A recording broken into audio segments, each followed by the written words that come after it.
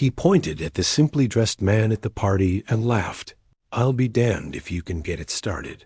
The laughter echoed through the grand ballroom, bouncing off the marble pillars and chandeliers dripping with crystal. The atmosphere was heavy with perfume, ambition, and secrets. Every guest held a glass of champagne like a weapon of status, glancing sideways at one another, measuring worth, power, and influence. What no one realized in that instant of arrogance was that the words spoken so carelessly, half a joke, half a dare, were about to ignite a chain of events no one in the room could control. The man in simple clothes, the one everyone assumed was invisible, carried with him something far more dangerous than wealth: knowledge. And knowledge in the wrong room was lethal. Adrian Cortez was the man behind the laugh. At 39, he had built a reputation not only as a ruthless investor, but as the kind of CEO who played with people the way children played with dice. His company, Cortez Global Ventures, dominated markets in South America and was making waves in New York and London. His suit was Italian, tailored with sharp precision. His cufflinks, platinum. His watch, a limited edition Patek Philippe. Everything about him screamed untouchable. And yet, across the ballroom, standing awkwardly near the bar, was someone who unsettled him without even trying: Daniel Moreira. Daniel's clothes were plain, almost out of place in a sea of silk and velvet. His shoes were scuffed, his tie borrowed, his hands calloused. He had the look of a man who worked, not one who dined on caviar and sealed deals over whiskey. No one knew exactly why he was there, how he had received an invitation to the most exclusive gala of the year. Some assumed he had come as a guest of a guest. Others thought he was staff who had wandered too far. But when Adrian's eyes locked on him, something inside the CEO twisted, because Adrian knew Daniel wasn't just anyone. And the fact that he was there, silent and observing, meant trouble. The gala was meant to celebrate Cortez Global Ventures' 10th anniversary. The event was staged at the Imperial, the city's most opulent hotel, where the ballroom stretched 2 stories high and golden light poured from chandeliers like molten fire. Outside, paparazzi swarmed. Inside, senators, celebrities, tech innovators, and old money aristocrats mingled like predators in a jungle made of diamonds.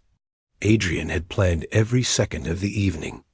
The speeches, the music, the unveiling of his newest acquisition, a rare Bugatti Chiron, imported directly from France, were meant to remind everyone of his dominance. But all it took was one poorly timed laugh, one careless bet, to shift the air from triumph to tension. "I'll give you my Ferrari if you can make that thing run tonight," Adrian had declared, pointing to the antique piano tucked into the corner of the ballroom, its strings said to be broken for decades. His tone was mocking, the words meant to humiliate Daniel. But Daniel didn't flinch. His eyes, dark and steady, fixed on Adrian like a mirror reflecting back every hidden fear. Slowly, he placed his glass on the bar and walked toward the piano. The crowd parted, curious. Conversations dropped to whispers. The weight of expectation pressed against the chandeliers until it felt like the whole ceiling might collapse. No one knew Daniel. But at that moment, everyone wanted to. Adrian smirked, certain of victory. "Go on then," he said. "Impress us." Daniel sat at the piano, his fingers brushing the dusty keys. For a moment, silence stretched, taut as wire. Then against all logic the first note rang clear. Gasps erupted. The melody that followed wasn't clumsy or broken, but haunting, each chord resonating like a secret unveiled. It wasn't just music. It was memory, confession, prophecy. Every person in the room felt it, the way the melody dug into their chests, unearthing the things they tried to bury beneath jewels and bank accounts. Adrian's smirk faded. His hands clenched, because he remembered. He remembered the night, 15 years ago, when he had stolen the deal that made him rich. He remembered the faces of the men he betrayed, men like Daniel Larrera. And now, one of them was here, in his ballroom, playing his piano, forcing him to relive everything. The suspense in the room was unbearable. Even the waiters froze, champagne flutes trembling in their hands. Daniel's music filled every corner, each note a reminder that Adrian's empire was built on lies, on blood, on broken promises. When the final chord echoed into silence, the ballroom was no longer a celebration. It was a courtroom. Daniel rose, his eyes never leaving Adrian. "I've come for what was taken," he said softly. His voice was calm, but the power behind it made even the politicians in the room shift uncomfortably.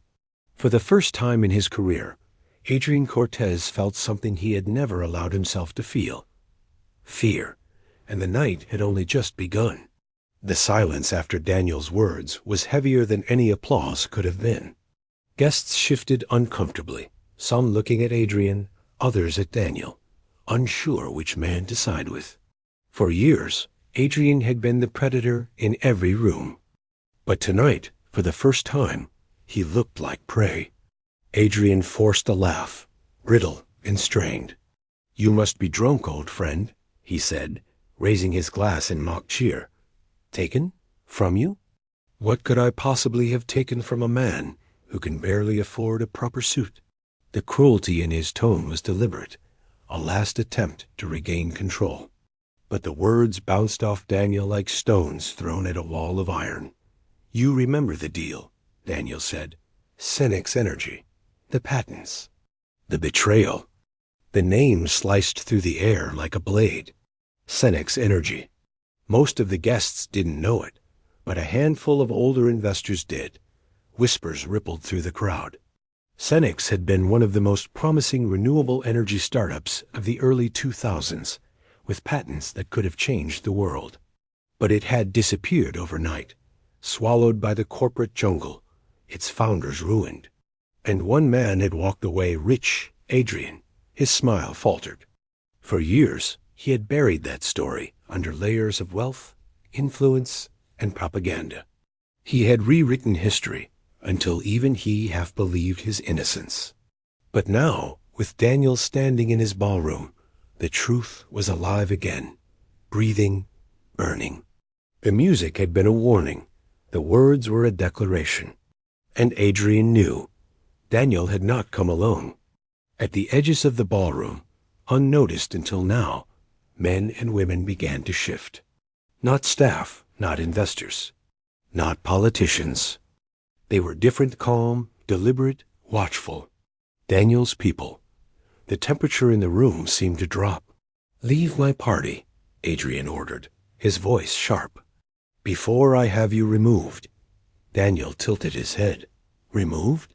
You think you still control this room, Adrian?" "Look around." For the first time, Adrian noticed it. The way certain guests had already stepped back from him, as if his shadow were toxic. The way some whispered into phones, documenting, recording, sending evidence out into the night. The way all eyes suddenly looked like strangers. Power was slipping. The orchestra, uncertain, tried to resume a light melody, but the notes fell flat, trembling in the tension. Daniel stepped closer. 15 years ago, you stole my company. You destroyed families. You built your empire on ashes. Tonight, I take back what's mine." Adrian's chest tightened. "You think you can walk in here, humiliate me, and survive? Do you know who I am?" Daniel's eyes burned. "Yes, I know exactly who you are. And that's why I came." At that moment, a voice rang from the balcony above the ballroom. A woman, tall and striking, stepped into the light. Her presence was commanding, her gown black as midnight. "Adrian Cortez is a thief," she announced. "And I have proof." The room gasped. Her name was Isabella Duarte. Once a brilliant lawyer, now a relentless crusader for corporate justice. Few knew she had once been Daniel's partner at Senex Energy. Even fewer knew she had spent the last decade collecting evidence, waiting for this night. From her clutch, She drew a tablet, projecting documents onto the massive screen behind the stage. Emails, contracts, transfers, all signed by Adrian, all showing how he had orchestrated Synix's collapse while funneling patents into shell companies under his control. The crowd erupted. Some shouted in anger, others in disbelief. Politicians checked their phones, calculating distance. Investors' faces drained of color. Adrian's empire was crumbling in real time. "No!" Adrian shouted, his voice cracking. "This is lies. Forgeries." But the evidence was undeniable. Every signature, every date, every line of betrayal illuminated for the world to see. And in the chaos, Daniel's calm voice cut through. "I don't want your Ferrari, Adrian. I want the truth." And now everyone has it. Security moved in, but they hesitated. Which side were they on? The paycheck in their pockets came from Adrian, but the tide was turning, and no one wanted to drown with him. Adrian's face twisted, the mask of control shattering. "You think this destroys me? I still have power, more money than you'll ever see in your life." Daniel leaned close, his words a whisper only Adrian could hear. "You built an empire on sand." And tonight, the tide came in. The ballroom doors burst open. Reporters flooded in, cameras flashing like lightning. Somehow, the story had leaked before the night even ended. Perhaps Isabella had sent the evidence earlier. Perhaps Daniel had allies in the press. Either way, the scandal was no longer private. It was global. Adrian staggered back, his hands shaking. For the first time, the mighty CEO looked small, fragile, human. Daniel turned to the crowd. "This is not just about me. It's about everyone he's crushed on his way up. Tonight, the mask falls. And tomorrow, the world will know." Applause erupted, not polite, but thunderous, raw, filled with years of resentment finally released. Adrian's empire was collapsing before his eyes. Allies slipped away. Contracts would be canceled. Shares would plummet. Investigations would open. The predator had become prey, cornered and exposed. As the crowd closed in on him, cameras flashing, voices shouting, Adrian Cortez realized the most terrifying truth of all. He had lost not to wealth, not to power, but to the one thing he could never buy: justice. And Daniel, the man in simple clothes, had given it back to the world. Hours later, after the chaos had spilled into the night, and the ballroom lay in ruins of shattered glass and abandoned champagne flutes, Daniel stood alone by the piano. His fingers brushed the keys again, softer this time, playing a melody no one else could hear. Isabella approached, her heels clicking against the marble. "It's over," she said. Daniel shook his head. "No, this is just the beginning," because exposing Adrian was only the first step. The empire he had built would not crumble in a single night. There were other names, other thieves in tailored suits hiding behind wealth and influence. But tonight proved something. Even the untouchable could bleed, and Daniel intended to make them all remember. He closed the piano, the sound of the lid echoing like a gavel. Justice had spoken, and the war had only begun.